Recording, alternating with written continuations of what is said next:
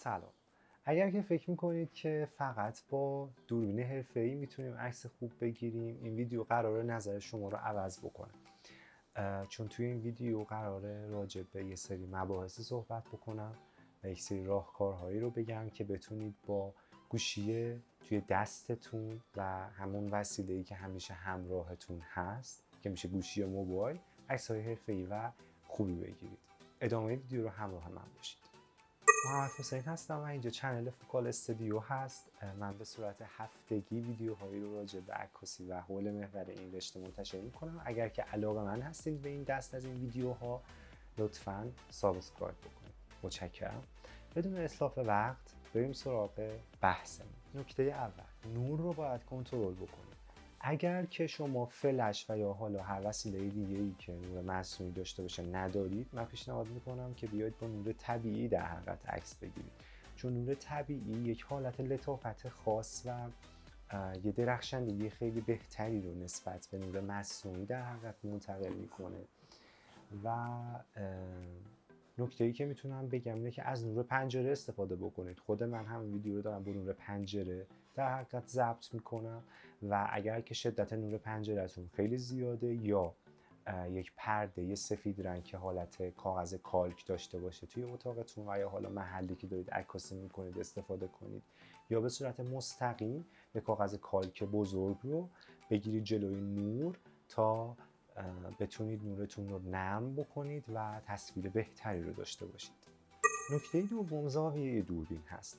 خیلی از عکس‌ها صرفاً به خاطر زاویه دوربینی که درست تنظیم نشده بد میشن و خیلی از عکس‌ها هم مسلماً به خاطر زاویه دوربین خوب خیلی جذاب به نظر میاد. زاویه پایین برای ایجاد جذابیت هست و زاویه‌ای که در حقیقت دوربین از بالا بگیریم میشه برای ظرافت.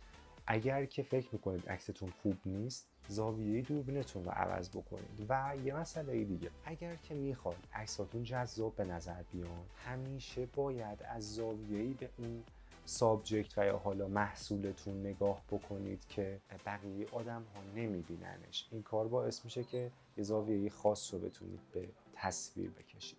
نکته سوم فوکس دستی هست. هم توی دوربین ها هم توی گوشی ها ما فوکس رو داریم. حالا توی دوربین ها وقتی که فوکس رو میایم در حقیقت دستی میکنیم، اتفاقی که میفته اینه که با یک رینگ فوکسی که در حقیقت روی لنز قرار داره میایم اون حالت واضح بودن تصویرمون رو مشخص میکنیم. گوشی ها هم این حالت رو دارن، اما نه اینکه برید روی حالت پروی گوشی و حالا با فوکس دستیش در حقیقت بیاین عکس بگیرید. روی همون حالت عکاسی معمولی توی گوشی که هستین، دستتون رو روی سوژه نگه دارید تا کادر قفل بشه و یک علامت قفلی در کنارش بیفته و اینجوری خودتون میتونید نور رو هم به صورت دستی تنظیم بکنید. فوکس خیلی مسئله مهمیه، پس لطفاً بهش دقت بکنید. نکته بعدی استفاده از گرید یا خطوط راهنماست که توی تقریبا میتونم بگم همه گوشی‌ها وجود داره. همه گوشی‌هایی که یک دوربین مناسب و حالا کیفیت مناسب دارن توی دوربین عکاسی و حالا بقیه دوربین‌ها هم وجود داره. گرید لاین یا همون خطوط راهنما باعث میشه که چشم شما بعد از یک مدتی به خطوط صاف بیاد عادت بکنه. پس حتما فعالش بکنید و حالت 3x3 رو هم فعالیت بکنید، یعنی 3 تا خط در حقیقت به شکل افقی و 2 خط به شکل افقی و 2 خط به شکل عمودی که حاصل این 4 تا خط میشه 3 تا مستطیلی که در کل تصویرتون قرار میگیره و میتونید باهاش کادبندیتون رو انجام بدید. نکته بعدی ادیت هوشمندانه هست که مهمه که ما ادیت خوب رو برای عکسمون در نظر بگیریم. اغراق بیش از حد نکنیم، با ادیت بیجا عکسمون رو خراب نکنیم. حالا شاید بگید که خب من ادیت بلد نیستم، اما توی ویدیوهای بعدی من یک ادیت خیلی ساده و کارآمد با گوشی موبایل رو توی همین چنل آموزش میدم و بهتر هستش که عکساتون رو طبیعی ادیت بکنید، نه با این نرم افزارهایی که خیلی این روزا در سطح اینترنت در حقیقت مشهور شدن، مشهور که چه اسمم ترند شدن و یه سری افکت های آماده دارن که میان روی عکس میندازیم و اونا از نظر من خیلی جذاب نیستن. سعی بکنید که ادیت معمولی و در حد یک تقویت نور و رنگ داشته باشید.